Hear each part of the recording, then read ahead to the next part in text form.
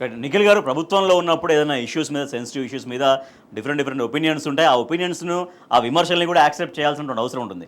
కానీ అట్లా కాకుండా కేవలం కేసులు, అరెస్టులు, ఎఫ్ఐఆర్‌లు ఇదే అంటే మొన్న మార్చి 16 ఒక్కరోజే ఇగో ఇన్ని ఎఫ్ఐఆర్‌లు నమోదు కావడం. దాదాపుగా ఎన్ని ఎఫ్ఐఆర్‌లు అంటే 9 కేసులు నమోదైనటువంటి పరిస్థితి. సో ఇట్లా అయితే ఇంకా అట్‌లీస్ట్ కనీసం ఒక భావ ప్రకటన స్వేచ్ఛ కూడా హరించబడుతున్నటువంటి పరిస్థితిని ఏ రకంగా అర్థం చేసుకోవాల్సిన అవసరం ఉంది? ఖచ్చితంగా లా అండ్ ఆర్డర్కి సంబంధించి చిన్న విషయం చెప్తాను నేను. ఈ కాంగ్రెస్ నాయకులు ఎంత సిగ్గు లేకుండా పనిచేస్తూ ఉంటారంటే, ఎంత సిగ్గు లేకుండా మాట్లాడుతూ ఉంటారంటే వీళ్ళు.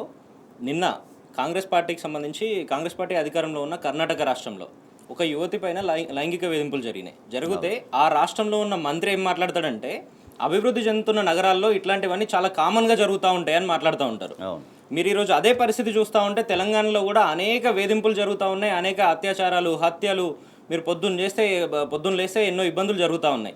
నిన్నగాక మొన్న మన సికింద్రాబాద్లో యువతి రైలు దుంకి పారిపోయిన పరిస్థితులు చూసినాము. అనేక సిచ్యువేషన్స్ ఇట్లాంటివి చూసినప్పటికీ లా అండ్ ఆర్డర్ అనేది కంట్రోల్లో లేదు. కాంగ్రెస్ పార్టీ ఈరోజు ఏ పరిస్థితికి వచ్చిందంటే కనీసం రాష్ట్రానికి హోంమంత్రిని వేసుకునే పరిస్థితి కూడా వాళ్ళ దగ్గర లేదు. పొద్దున్న లేస్తే కేసులు పెట్టడము, వాళ్ళను ఇబ్బందులకు గురి చేయడము, వాళ్ళని టార్గెట్ చేయడం తప్పితే ఇంకో పని లేదు వీళ్ళ దగ్గర. అభివృద్ధి మొత్తం పక్కన పోతే ఈరోజు మీరు కేటీఆర్ గారిని చూడండి. ప్రభుత్వం వచ్చిన కాడ నుంచి ఫార్ములా ఈ రేసింగ్ దగ్గర మొదలుపెట్టి వాళ్ళ బావమరిది గారికి సంబంధించి ఫామ్ హౌస్ కేసు అని చెప్పి ఏదో పెట్టి అక్కడ నుంచి మొదలుపెట్టి ఈరోజు 10ల సంఖ్యలో కేసులు పెట్టిండ్రు ఈ 15 నెలల కాలంలో. క్రిషన్ గారికి సంబంధించి చూస్తే దాదాపు 10-12 కేసులనే. నిన్న కూడా 3-4 నోటీసులు ఇచ్చిపోయిండు. మళ్ళీ రేపు ఎల్లుండి మీరు పోలీస్ స్టేషన్ రావాల్సిన అవసరం ఉంటుందని. మీరు ఇదే విధంగా దిలీప్ గారిని చూస్తూ ఉంటే ఇదే పరిస్థితులు కనబడతా ఉన్నాయి. కొనతం దిలీప్ గారు వివిధ జర్నలిస్టులను ఏ రకంగా ఉరికిచ్చి కొడుతున్న పరిస్థితులు చూస్తూ ఉన్నాము, జైళ్లలో నిర్బంధిస్తున్న పరిస్థితులు చూస్తూ ఉన్నాము. కొండారెడ్డిపల్లిలో దాదాపుగా 3-4 నెలల కింద జర్నలిస్టులు అక్కడ కవరేజ్ పోతే వాళ్ళని ఏ రకంగా టార్గెట్లు చేసి వాళ్ళని వెంబడించి కొట్టడానికి ప్రయత్నాలు చేసిన రోజు చూసినాము.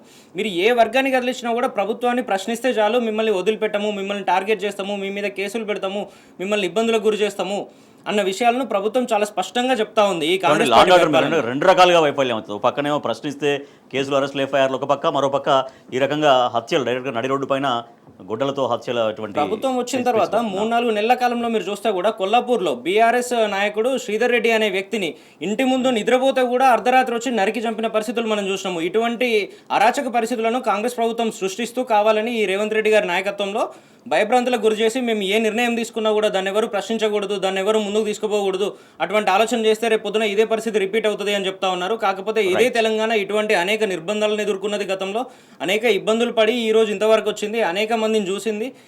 రేపు పొద్దున ఇటువంటి రేవంత్ రెడ్డిని కూడా ఖచ్చితంగా ఇంటికి పంపేదాకా తెలంగాణ సమాజం నిద్రపోదు అన్న విషయాన్ని ముఖ్యమంత్రి గారు మళ్ళొకసారి గుర్తు చేసుకుంటే మంచిది. వాళ్ళు స్పష్టంగా చెప్తున్నారు ఇందిరమ్మ రాజ్యం అని. ఇందిరమ్మ రాజ్యం అన్నప్పుడు ఇందిరమ్మ రాజ్యంలో మనకు ఫస్ట్ కనపడేది ఎమర్జెన్సీ. ఆ ఎమర్జెన్సీలో ఒక లెటర్ రాయాలన్నా దాన్ని సెన్సార్ చేయాలి. అలాంటి పరిస్థితిని మళ్ళీ ఇలా సృష్టించే ప్రయత్నం చేస్తున్నారు. అంటే ఇందిరమ్మ రాజ్యం అంటే ఇదే క్రైమ్ రేటు పెరగడం, అదే ఎమర్జెన్సీని తేవడం, ఆ విధంగా కనపడోనల మీద కేసు పెట్టి 19 నెలలు జైలుకి పంపారు. ఉట్టికనే కనపడోనలు తీసుకుపోయి కొన్ని వేల మందిని పంపించారు. అలాంటి పరిస్థితిని మళ్ళీ తీసుకొస్తున్నారేమో అనిపిస్తుంది.